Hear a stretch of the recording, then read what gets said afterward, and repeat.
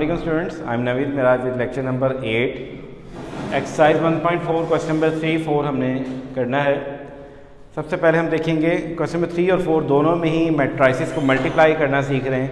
हमें पता है कि दो मैट्राइसिस उस वक्त मल्टीप्लाई हो सकती हैं जब फर्स्ट मैट्रिक्स के कॉलम्स की तादाद सेकंड मैट्रिक्स की रोज़ की तादाद के इक्वल होती है। करते कैसे हमने पहले भी सीखा दूसरे सवाल के अंदर, अब हम अगेन कर रहे हैं, कुछ प्रैक्टिसेस हैं। हमारे पास यहाँ पे क्वेश्चन नंबर 3 के अंदर दो मैट्राइसिस हैं। इधर देखें कॉलम्स हमारे पास 1 और 1 2 कॉलम्स हैं और रोज़ हमारे पास 2 हैं। It means they can be multiply. आप इनको मल्टीप्लाई कर सकते हैं। किस तरीके से करेंगे? इधर से हमने उठाना है फर्स्ट रो की तमाम एंट्रीज़ को, इस कॉलम की तमाम एंट्रीज से मल्टीप्लाई करना है और आपस में ऐड करना है। फर्स्ट को लें 1 मल्टीप्लाई 4 प्लस 2 मल्टीप्लाई 0। 1 में को 4 से मल्टीप्लाई किया, प्लस करेंगे 2 को 0 से मल्टीप्लाई करके। 1 4 the 4 plus 2 0 the 0 and you got the answer 4। Next part number 5। इधर देखिए हमारे पास कॉलम्स हमारे पास 1 और 1 2 कॉलम्स हैं और यहाँ पे रोज भी हमारे पास 2 हैं। It means they can be multiply, product possible है। अब करना कैसे? यहाँ से मैंने उठाई फर्स्ट रो और यहाँ से मैं लूँगा इसका फर्स्ट कॉलम और आपस में ऐड करेंगे। फर्स्ट रो फर्स्ट कॉलम का पहला एलिमेंट 1 है, इसको 4 से मल्टीप्लाई करेंगे, प्लस 2 को आपने किससे मल्टीप्लाई करना है? इसके कॉलम में 0 पड़ा हुआ है। 1 को 4 से, 2 को 0 से, ये मैंने मल्टीप्लाई कर दिया। नेक्स्ट हमारे पास है जी अगेन इसी रो को इस कॉलम से मल्टीप्लाई करेंगे। 1 को 5 से ये किया हुआ, प्लस 2 को -4 से यहाँ लिख दिया हमने। अगेन ये फर्स्ट रो को हमने पूरी मैट्रिक्स से मल्टीप्लाई कर लिया।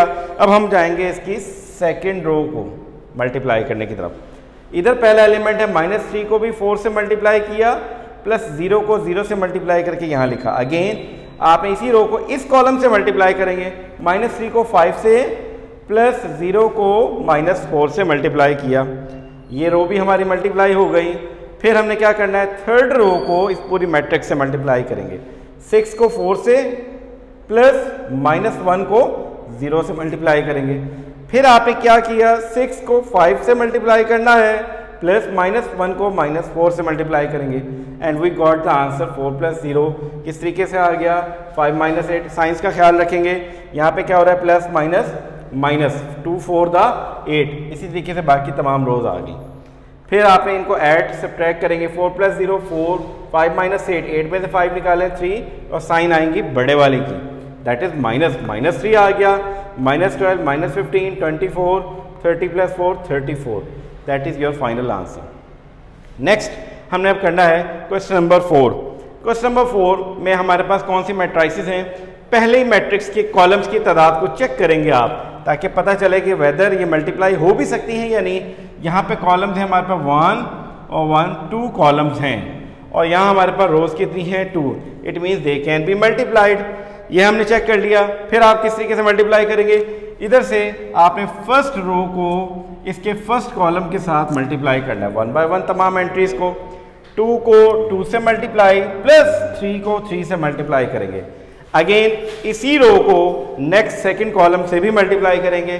2 को -1 से, प्लस 3 को 0 से मल्टीप्लाई करें। यू गॉट दिस रो। आपके आंसर की ये रो आ गई। फिर उसके बाद हमने नेक्स्ट क्या करना है? अगली रो जो कि 1 1 पर मुश्तमिल है, इसको भी इन दोनों कॉलम के साथ 1 बाय 1 मल्टीप्लाई करेंगे। यहाँ लिखा हुआ है 1 × 2 प्लस 1 × 3। हमारे पास ये चीज़ आ गई।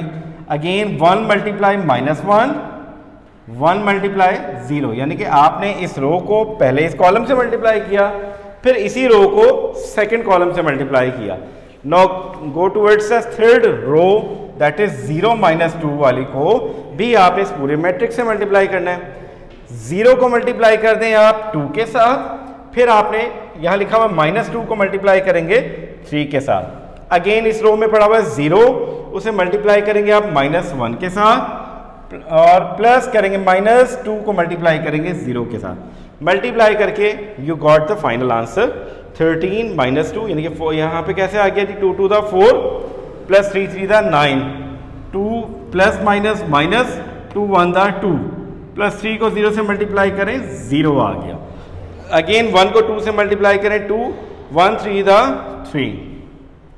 1 1 था, 1 प्लस माइनस माइनस आ गया, 1 0 था 0, यहाँ लिखा हुआ है 0 multiply two 0 plus minus minus 2 3 था 6, 0 एनीथिंग मल्टीप्लाई हो जाए तो 0 प्लस माइनस माइनस 2 0 था 0, 4 प्लस 9 13, हमारे पास माइनस 2 प्लस 0 माइनस 2, और 2 plus 3 5, minus 1 plus 0 minus 1, 0 minus 6 minus 6 and 0 minus 0, that is 0. Your final answer.